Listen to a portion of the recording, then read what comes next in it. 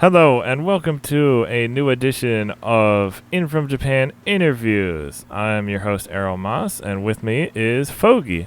How's it going, everybody? I'm back again, round two, sort of. Yeah, we had to postpone this a little while, but no, we just had to postpone stuff. So what I wanted to talk to you about, Fogi, was starting out. I just wanted to talk to you about kind of your video game experience, kind of just your life experience with video games. I know we touched on it a little bit when you guested on our main podcast. Yeah. But just like your experience growing up with video games, what led you to liking certain genres, stuff like that. Well, my kind of journey with games started because my dad was in the military, and so we had to move a lot. And the only thing that really kept me, I guess, not sane, but I guess occupied and didn't think about having to move every couple of years was just having video games, be able to play video games. So like my first memory that I can think of right now is I've had like every Nintendo handheld, except like the 2DS, 2DS XL. But because we only go so much, I was always the kid like, oh, I have one more battle until I can save, Mom. I can't put the Game Boy up just yet. Oh yeah. So did you even have the Game Boy Micro? I didn't. So I never got the Micro. I wanted the Micro, but I never bought the Micro. I didn't commit to it. I should have. But if I find one, I'll pick it up. They're pretty rare these days. I'm yeah, sure. the Mario color screen they did for the anniversary reminds me of the Micro a lot. It's a little bit bigger, but it reminds me of the Micro. And I really, really wanted it. Oh yeah. So I'm glad I picked that up. Glad I did. But yeah, that's and of course, we're not counting the Virtual Boy as a hit. Oh gosh, the Virtual Boy was before my time. I was born in the that might have been a little before. Yeah, I was a little before my time, just a little bit. But I have played SNES, NES, Sega Saturn, Sega Dreamcast, PS1, and I think I've also played just regular Super Nintendo as well. I might have just repeated that, but. I've played pretty much most consoles. I just haven't owned a lot of them. Yeah. Yeah. So like, what's your history with like video game genres, like the video game genres you're into? Because I know you're pretty into fighting games for the most part. Yeah. But you obviously like other stuff too. I do like fighting games a lot just because that was kind of my go-to to meet people when I moved around. And there's like arcades and whatnot, but I'm a big fan, and I'm not like some people are, but I'm a pretty big fan of Pokemon. I've been playing since Blue hit the United States. Like I think the release day, my mom bought me that, and I've always played Pokemon. The only one that I have not played and did not like was Ultra Sun and Ultra Moon. I played Moon, didn't like Moon, therefore I didn't buy Ultra Moon. Well, so that's understandable. But yeah, I skipped that one. A lot of Pokemon. I'm okay with platformers. I don't like platformers because sometimes I like turn my brain off. Like most of the time when I play games, if I'm not playing like a fighting game or like a story-driven game, I like to turn my brain off and just kind of do stuff and things. And so I don't care for platformers as much because I have to think a little bit harder than I like to think, you know. But other than that, like. I'll play most genres minus horror. I can't do horror. I'm sorry. Yeah, no, I can't. Well, for me, it depends. There has to be some kind of maybe some kind of action element to it, because Bloodborne is. I know Bloodborne isn't technically horror, but it's horror. Yeah, I definitely have seen some of those. Have jumped and been scared in that game, which is partially why I haven't played it since last jump scare that got me. So. So speaking of fighting games, Jason actually had this specific question. Anime arena fighters aside, what would you pick as the best fighting game for beginners? The best fighting game for beginners? Marvel versus Capcom 2, right? No, I'm just kidding. Absolutely not. I wish, but absolutely not. I'd probably say the Under Night series, Under Night in Birth. Really? Player, yeah. Just because the tutorial of that game, like if you go through the thick ass tutorial. Sorry, I don't know if cussing's on the stream on this a lot, but the very thick. You can do a little bit. We don't want to censor you or anything. We just you. don't do it. We don't do it a lot personally. That's just cause that's how we are. But we know a lot of people are kind of just used to it. Yeah, I might slip like the other word for butt every now and then, but the thick tutorial of Under Night is actually really, really, really good at teaching you the basics and fundamentals of not only the series itself and how the mechanics work, but also most fighting games. It's a lot to read. It's a lot to get through. I know you're gonna look at it and be like, "Oh man, I don't want to read a 25,000 page essay." Well, do it in little bits. And that's just the title. Just the title. Yeah, do it in little bits, and just progress every day or every other day, just like a couple hours here or there, and you'll get a pretty good understanding about how most fighting games works. They do a good job of using the lore and the characters of the game to kind of tell the story as to why and showing you the differences as like, oh, this character is a grappler, so you want to do this, or this character excels at this. And even the character specific guides and tutorials that it offers are really well done, so you get an understanding of what the game plan is of that character. Whereas like if you go hop into Street Fighter 5, you can play a character, but you might not ever really understand how that character works unless you look it up externally. Under Night takes the stress off of that and just gives you the tools of everybody, and you can kind of choose your own adventure and figure out how to play. Plus, it's stylish, so when you get really good, it's really stylish. I've always been like fascinated by the lore in fighting games because there's always so much, and I'm like, why can't you make an why don't you make like a stylish action or like an adventure game spin-off? And then it's like, well, Mortal Kombat tried that and that didn't turn out great. Yeah. So maybe that's why people steer away from it. But it's just because I'm not that big of a fighting game person, so I'm like, I would love if they did some more like spin-offs to other genres for lore reasons. I mean, but, that's just me. Blaze Blue is doing an RPG they just announced recently, like I think yesterday. So that's a way to get in. Like it has the combos and stuff when you fight and whatnot, but it's a turn-based RPG and not a fighting game. Yeah. So that's one way. I get that because fighting games are hard. They're intimidating. They're not easy to do. Yeah. They're not easy to pick up. They're not intuitive. So besides anime arena fighters, those are easy. Yeah. Let me just go ahead and find the cheap stuff in this game and keep doing it. It works. I don't blame you. It works. Find whatever character has the most OP move. Or like the ridiculous setup that's unblockable and like, well, I gotta hold this one again. Yeah. I don't. I wish I had more questions about fighting game stuff, but I'm not like. So what would you say? So that Under Night in wait, was it Under Night in Birth? Yeah, I just say Under Night, or I say Uniclair because that's the shorthand for this version. I don't try to say the whole entire thing because it's a word salad at that point. Yeah, so if that's the best one for beginners, what would you say is like your favorite fighting game series? I think you might have mentioned it on the podcast, but that was 2 weeks ago, so I don't remember. So my favorite fighting game series is definitely going to be the Marvel vs. Capcom. Not because like I'm good at not because I'm good at playing them. They're just so fun to watch and they're so stylish to watch as well. Even from like even if you don't play fighting games and you don't care for fighting games, if you watch some of these people play Marvel vs. Capcom or Marvel vs. like X-Men Superheroes or whatever it's called, you're gonna enjoy it. Be like, oh my gosh, that's amazing. Like that's tight. Like, oh, how do they do this? How do they do that? Yeah. And it's just really attractive, and they did a lot of things right. Even with like, granted, Infinite is an exception, but even then, like the actual gameplay and the fighting in Infinite is actually good. Just it looks ugly. It looks awful. But it's I love NVC 2 and 3.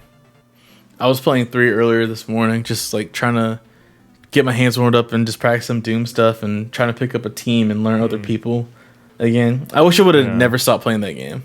It's so much fun. So much fun. And I wish they would just re-release some of the older ones again, but licensing and all that. Maybe someday. This is the 20th anniversary of Marvel vs. Capcom 2, and I feel like Marvel / Disney / Capcom has a surprise for us. They're just trying to keep it way under wraps. I think there's going to be something that's going to come out this year. I am definitely putting Marvel vs. Capcom 2 in the thumbnail now. Any excuse to just throw it up there. Oh yeah. Oh yeah, the soundtrack, so good. Such a good soundtrack. So moving on from fighting games. So you're like me, you are a fan of GameSpot. I mean, you've been on After Dark. So yeah, kind of. I was like in a sidebar, but hopefully I'll be on there again soon. But yeah, it was tight. It was hella tight. Yeah, same with me. Hopefully I'll be on there at some point too. But anyway, how did you really become a fan of?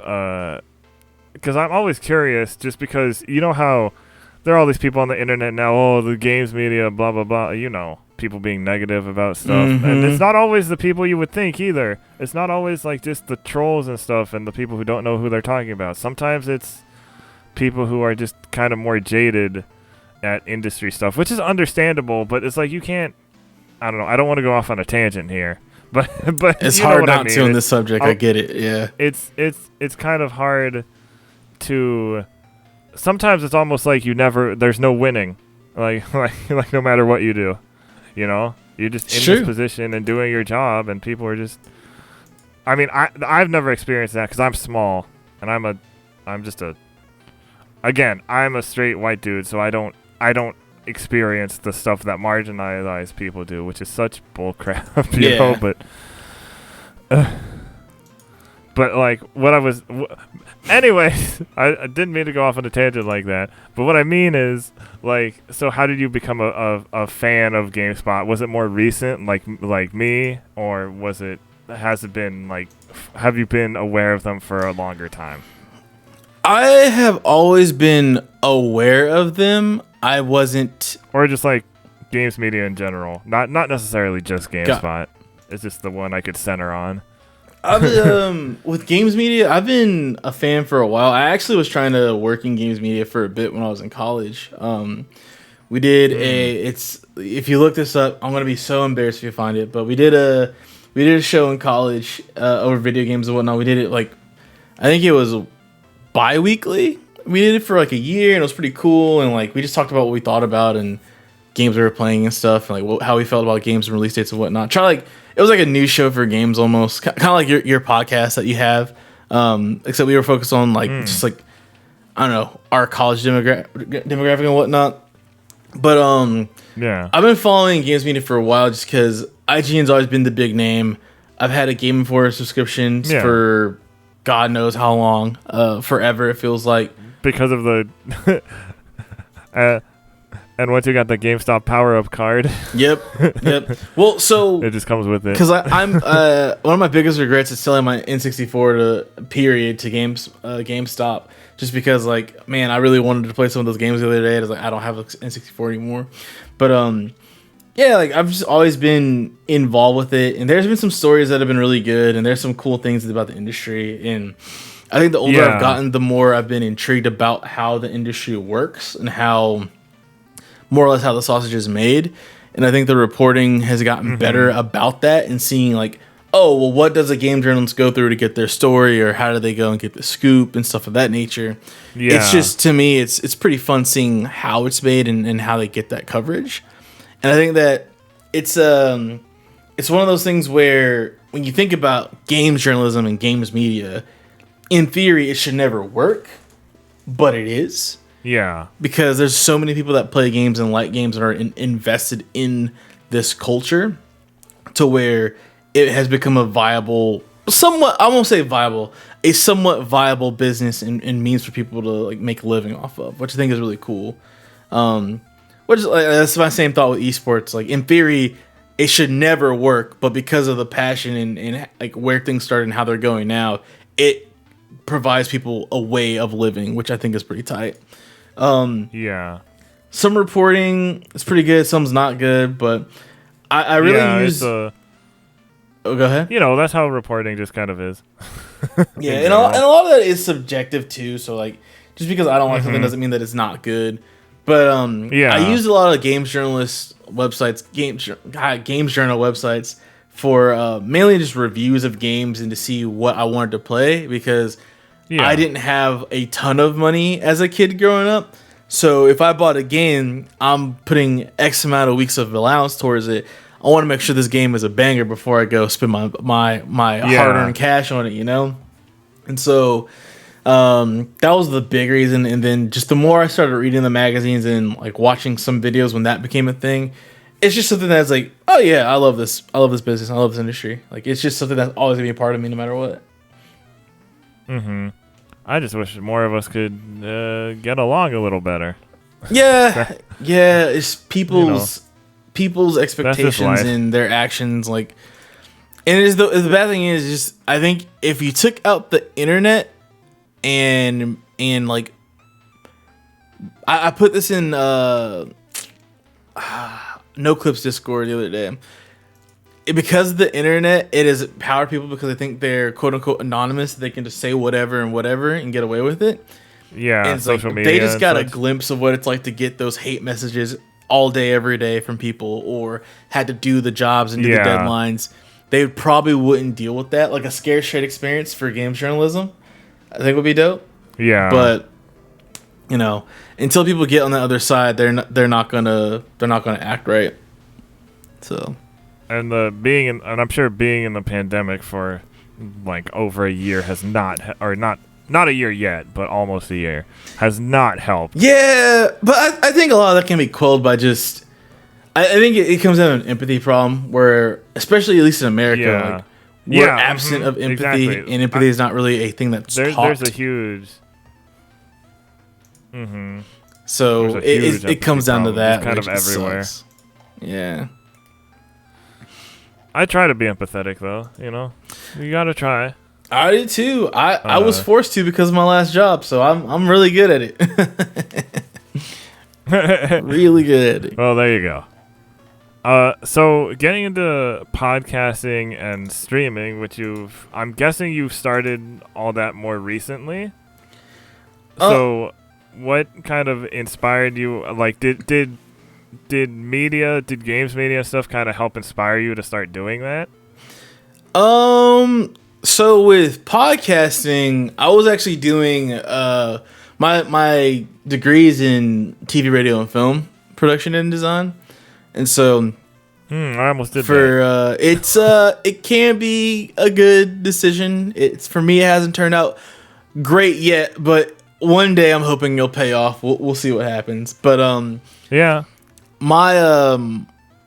I did a radio show for 2 years with my friend in college, and he's actually a streamer right now as well. But I did that for a bit, and it was fun. Nice. We just talked about just pop culture, music, and stuff of that nature, and trending topics. And I stopped doing it just because I started working more and like getting deeper into like actual like my internships and whatnot. So. To me, that became more prevalent, so I stopped the radio show with him. And I kind of quit for a long time until recently when I started this podcast. I did a podcast about 3 years ago, actually. 4 years ago now, which, man, time does fly. And it was cool, but I didn't have my own equipment, so I was always at the mercy of other people to, like, let us record. I had to not only schedule with somebody else to, like, find a day, but find a day that worked with the person I was using to record either at their house or studio. And not to mention I was paying these people as well. And like the podcast, I checked on SoundCloud recently. Those old episodes did really well, but I probably could have like got pretty good results out of it, but it was too time consuming with scheduling, and I just couldn't afford to keep that up at that rate. So I had to end up canning it, unfortunately. But now I'm back because I was bored when the pandemic started. I kept putting off this podcast, and now we're here doing it because I got a lot of things to say. I know some cool people, and I have a mic. That's all you need, really. Yeah. And we're streaming. I started streaming a little bit off of my Xbox back in the day when that became a feature. But I had a data cap on my internet, and so I kept getting hit with that, and that was actually $50 a month. I was like, all right, whatever. And then I started just watching more people stream, and I was like, you know what? Maybe I'll just start doing it, if not to like grow a following, just to get better at speaking in like being in front of a camera / a public. And so I've just been streaming ever since. Just finished my 2-week break, and so now I'm back to streaming. Yeah, I need to do more stuff with my camera. That's the hard part. Turn the camera on. We got our new Reacts video. We got our Reacts videos, well, our React series, and there's going to be some other stuff coming up that I can't announce yet, but there's stuff. The NDA, the self-inflicted NDA? Oh. Sure. Or maybe I just completely forgot what it was. that too. That's it.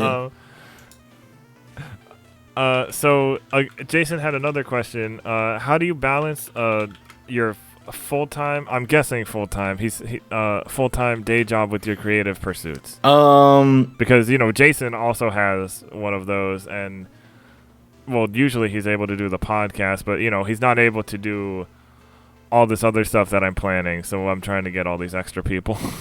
Yeah. I didn't for a bit. I worked a retail job for like 5 years, and so I couldn't really do everything I wanted to because I was running myself rampant / not sleeping / no relationships and whatever. And so it kind of fizzled out. But with my new job, since it's work from home, because I started before the pandemic came into effect, I actually have just been able to do it because I can end my day. I can go for a run or do a workout or something, and then I can come back and I can stream, or I can podcast or record stuff afterwards. And so it's been a lot of setting boundaries and limits on how long I'll do stuff. So, for example, today is my first off day of the week. I'll probably go ahead and like record a podcast intro, maybe work on a video a little bit, and stream later tonight. Yeah. And then I'll probably spend about 6 to 7 hours in this room alone. Then when I'm done, like after this, I'm gonna go watch WandaVision. I'm gonna go like hang out in my living room for a bit and just not worry about any kind of work or content. Because I'm actually worked on a video. I think the last one that came out about like content. Like it's such a toxic mentality in my opinion, because you never give yourself breaks nor credit. And you're just like always working even when you're off. Yeah. Like your off days become work days, and so I've learned to give myself like grace and time, and that is okay. So like after this month of podcast, I'm probably gonna take like a week off of podcast and do like a couple solo episodes before I do a guest again. Not because it's like super time consuming, but it's a lot to go through and make sure all the stuff is right and exporting and uploading and stuff of that nature. And I'm not playing the algorithm game, so I'm not helping my case out, but it's still a lot of work. Whole bunch of work.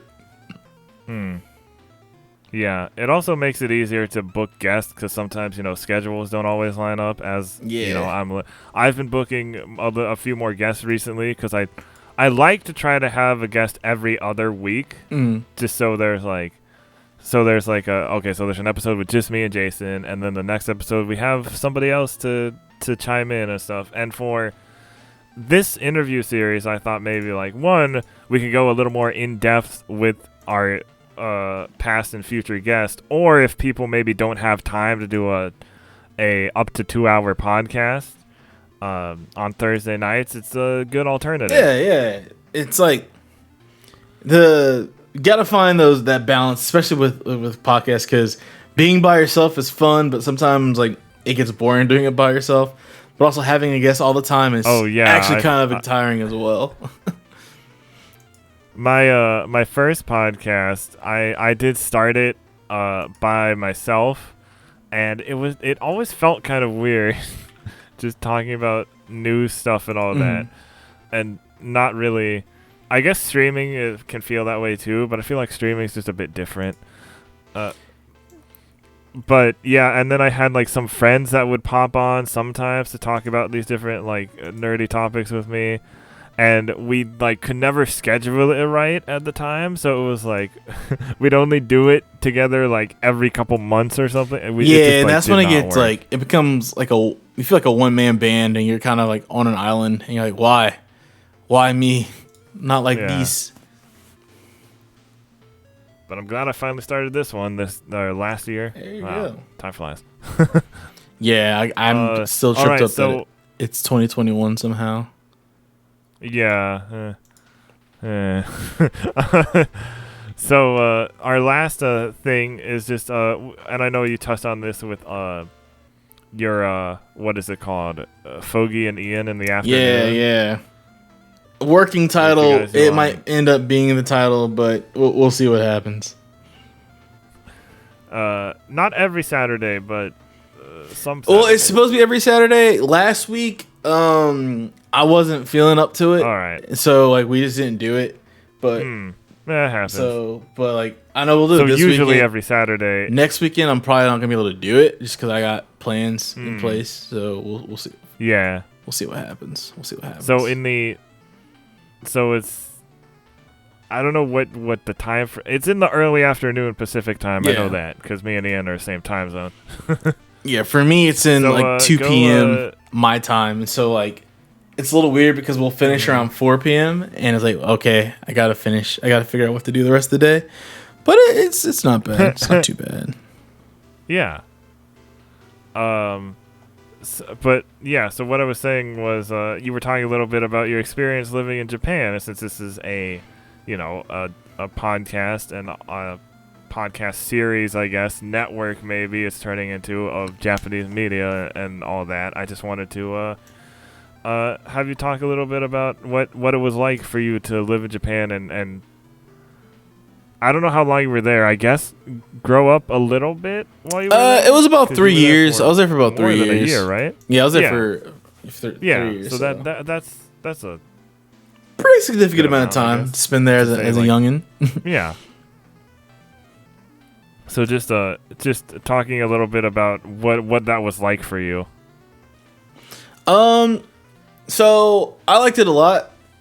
Obviously, but as a kid, like, it was different because I moved there at such a weird time in the world because we moved in 2002, so it was only like 8 months or so after 9/11 happened. So it was weird because like there's obviously like this big conflict going on in the world, and I'm 7 at the time, 7 going on 8. And so I don't fully understand like worldviews and how people see us and whatnot. I just showed up. And so I'm there, and like we lived on the base, and to me it was cool just because I got to see pretty much, I'll admit, it was kind of a sheltered part of Japan. I didn't get to witness the full thing like some of my friends. Like, I have some friends that still live over there. Okinawa? No, I was in Iwakuni. So I was in like the, I don't know where that is, quote unquote West Coast Japan. I was like an hour from Hiroshima. Oh, okay. I have been to Hiroshima, so I know where that is. It's like a 2-hour boat ride from South Korea to South Korea, and like I was near Fukuoka as well, and Sasebo, which is pretty cool. And so it was an interesting time because like people, they're still very, I guess, still very like in the isolationism mindset where they see an American and don't know what to do or like how to react, and they know that like, oh, I'm also black, so they're like, oh, well, maybe they're different or stuff like that. A lot of people like pinch my cheeks and touch my hair because obviously they're like, oh, we don't see these kind of people over here very often, which was weird. But it's like, I get it. Like, now that I'm older, like, I get why they did that, because they're like, oh, we don't have people like this that live over here. Americans are less than 1% of the population, and black people, I can tell you, are probably less than 0.5% of the population there. So it's just it was an experience for myself, and like the more I get past that experience, the more I can take away from it. If that's kind of weird to say, just because when you're young, you don't fully understand or like appreciate where you're at. Because that was my first time ever going on a plane. That was my first time traveling internationally, and I did it for 3 years. So a lot of good memories and a lot of like weird stuff, I guess. But I think a lot of the weirdness stemmed from just being like a military kid in a time of high tension internationally. So Yeah. it was cool. I want to go back so bad. I've been trying to go back for years. It's just expensive, and I don't make real money. And, pandemic doesn't help that. No, it does not. It definitely does not. So anything in particular you have that, about Japan you want to know about, or like any questions about that? I mean, I think we talked about it before, but I've been to Japan. I have some friends that live there, so I'm not that, like, I'm asking more, like, about your experience personally, because everybody has, like, this different, because, like, for me, when I went to Japan, I was, it was my junior year of college, and it was, like, a college May term class trip thing that you could sign up for, and I went with one of my best friends, because she got into, and so us and this other group of kids went, and so I had been super depressed that year and hadn't like realized it until kind of the tail end. But after going to Japan and just experiencing all of that, seeing this different country, which didn't actually feel all that different, because everything kind of, it felt like almost like it didn't feel like America per se, but it felt like it didn't feel like I was in like a completely like other, like, I don't know how to explain it. Were you in like Tokyo area? Most of the time. So we started in Kyoto. So it was It was a 3-week trip, and we started in Kyoto for a couple days. Then we went to Hiroshima. And then for the second half of the trip, we each lived with a different host family in Tokyo. Gotcha. So you got to see more of the, like, quote unquote, the city life. So yeah, because like Tokyo area, at least like in my opinion, because I didn't do a lot of time in Tokyo. I only went like I think once or twice. Like Tokyo area really is like America 2.0 when you think about it. So yeah, and it's not that much different compared to like the bigger cities around here. It's just way more condensed with the population density and whatnot. Oh yeah, for sure. So it's I can see why you think that, because in that metro, it's like, oh yeah, it's like it's the only thing that's different is like I'm the minority here, whereas like where I was at, it was kind of like more of a country area, more or less. Yeah, and so it was a blend of like urban and like rural and whatnot. And so like I had a little bit more of the older demographic of Japan and more of the older like there's like older people, older Japanese people, and so it was a little bit more traditional sometimes versus like being in Tokyo where everything's kind of modernized and even ahead at some moments. Yeah, but to me, like I think my experience was like mad cool. Like I wouldn't trade it for the world. Like going to Tokyo that one time, I was like, yeah, this is like kind of whack. That's my hot take. That is my hot take. Kyoto, I feel like Kyoto kind of had that more chill vibe. Yeah, and then Hiroshima had a little more of a nightlife, and of course Tokyo is Tokyo, like you said. So it's interesting. We did go to a couple of the islands, like I don't want to say the touristy islands because people do live on them, so I don't want to say like. So we went to what's it called? Miyajima? Miyajima Island. Yeah. It has they have like I think that's where that one that Shinto shrine that you see all the pictures of it, the red. Yeah, like, I've been there too. It's cool. It's tight. Yeah, so that's all the deer running around and whatnot. To like, yeah, we didn't see as we saw like a couple, like maybe one. There's more monkeys than deer on that island, if I'm not mistaken. Yeah, our sensei told us there were monkeys and none of us saw any, so we were like, really? Yeah, like the danger is like if you're not careful, the monkeys will start throwing poop at you. So. Oh yeah, for sure. No, because I've also been to Costa Rica, and that was a big. Well, not they wouldn't do that. They would steal your stuff if you weren't watching it. So Like, and this was like a beach in Costa Rica. So at one point, I just saw a monkey just like running away with a towel. It was pretty funny. I'd be Wasn't so my towel mad. or anything. I don't know, but it was funny. You got to be careful with monkeys, man. But Out here just snatching towels. they're and small, throwing- but they could be scary. snatching towels, slinging poop. Yeah, man. We did go to Nara, where all the deer were, though. So that was interesting. The deer are cool because they're Deer really chill. walking around, basically like pigeons. Yeah, the deer are Or, cool because like I guess New York, they're the chill, more confident ones. but they kind of act like if you don't have food for them, they get kind of like an attitude as well sometimes. Yeah, for sure. But yeah, what I was getting back to, what I was trying to say about Japan is like, yeah, I don't know, but giving something about that trip, just like I'm not gonna say, oh, it cured me of my depression, because that's not how it works, but it made me feel much better than like the year prior. Yeah, For whatever reason, it might have been a combination of things. It might have been that I just needed to get out, experience a different place.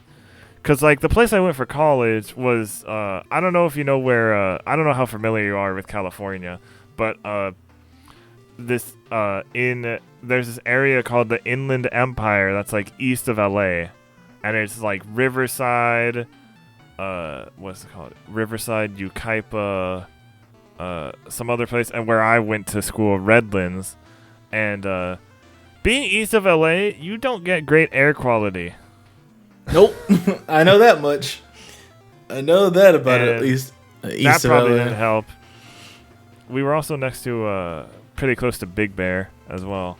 Ooh. So, we're close to the mountains, so you think it would be a little better. Yeah, no. Bad air quality in the winter, it got, well, I guess what my version of cold is, which isn't cold for most people. 30 degrees in the morning, I'm out.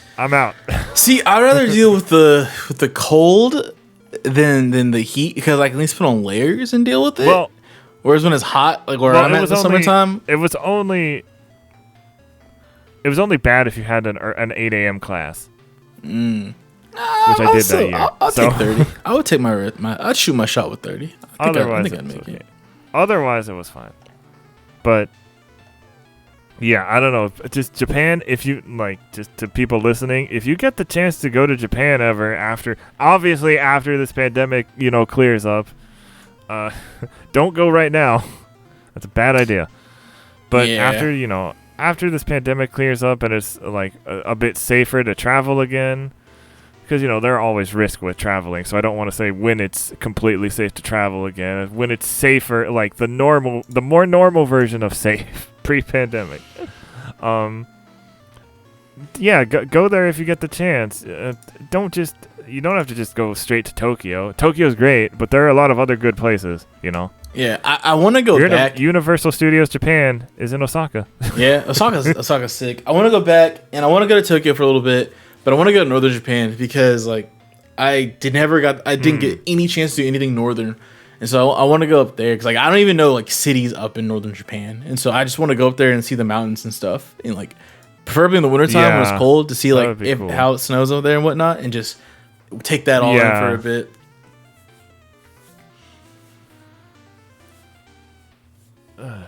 Man, now I miss going to, and the worst thing is, last weekend we just found out my favorite Japanese restaurant is closing. Of course, it's nothing compared to the food actually in Japan, but it's the closest we got. Yep. And it's just like, man, now I miss, I miss Japan now. I miss every time people talk about going. I was in a chat the other day with some coworkers. I was like, man, I miss Japan. I miss it so much. I want to go back. It's look, it has a lot of, and don't think Japan is some flawless country or so. They have their own set of problems. They got their own issues that you won't be aware of at the time. So, yeah, or you might be completely aware of. Who knows? Depending on how much you're into Japanese politics and history and all that. But that doesn't mean it's a bad place to travel, you know. That is very true. I also always felt like safe walking around. Again, I'm a dude, and I'm not like tiny or anything. I'm not, but I still get kind of freaked out walking around by myself late at night because it just makes me kind of uncomfortable. But in Japan, like I was like whatever. Yeah, for whatever reason, I felt a lot safer there. I was too young to like venture on my own because like when I was over there, that's when Third Strike was the game to play in the arcades and whatnot. So I never got to really witness it because I wanted to go. But my mom was like, "No, you're not gonna go in there by yourself." I'm like, "Why?" It's like, "You're too young. You are 8 years old, or you are 7 years old. You're not gonna go off base and do this by yourself. Absolutely not." And so I respect my parents' wishes and didn't do that. But man, if I get the chance, I'm doing it. I'm going back. I'm gonna do it. You probably saw the other kids going in like because they're more, over there. They're more independent at like a younger age usually, right? Well, I guess it depends. I mean, I can't really attest to that. I just know like most of the people that were there were probably closer to teenage. As far as that goes. Yeah, that makes sense. And so when you're a teenager, you get a little more freedoms, obviously. But yeah, like there are people in suits there on their lunch breaks, just doing like playing or whatever. Like it's different. They like I said, I was 8. I was between ages 7 and 11 when I was there, and so for me being an American black kid overseas, but I was not going to go by myself. My parents were not going to allow it to happen. But if I was like probably 13 or 14, they probably would have been like, whatever, just come home by a certain time. Because the arcades weren't very far. It was like maybe like 8 miles, like if I were to drive or like take a taxi or ride a bike or whatever. So I could have done it and been fine. But or how to take just a little toddler. I was basically a toddler over there, so I had to respect my parents' wishes. Well, when you were over in your area, was there like not as much public transportation as the rest of Japan, just because it was a more kind of rural type area? I think there wasn't as much public transportation. Because like I said, it was more of a super suburb, almost rural area at times. So it wasn't like a big thing. Most people just rode bikes or like mopeds and stuff like that. And then some people had cars, but you see a lot more bikes and stuff than anything. So yeah, it can cost. I heard from some of my friends who live over there that it can cost a lot to get a driver's license over there. Yeah, my friend just got his, and he's my age. He just got his recently. No judgment here, though. No, I don't blame him because he rides his bike everywhere, and so if I had a bike there are over always there, alternatives, and I don't need to have a car, I'm not gonna get a car. Like screw that.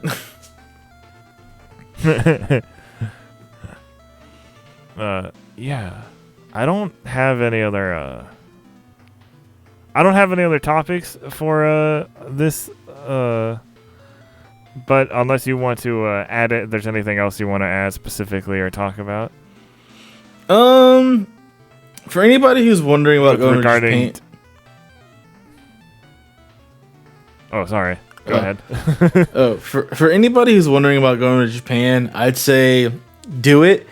Don't look at it as like this magical place that has everything you want and more, because it's just another country.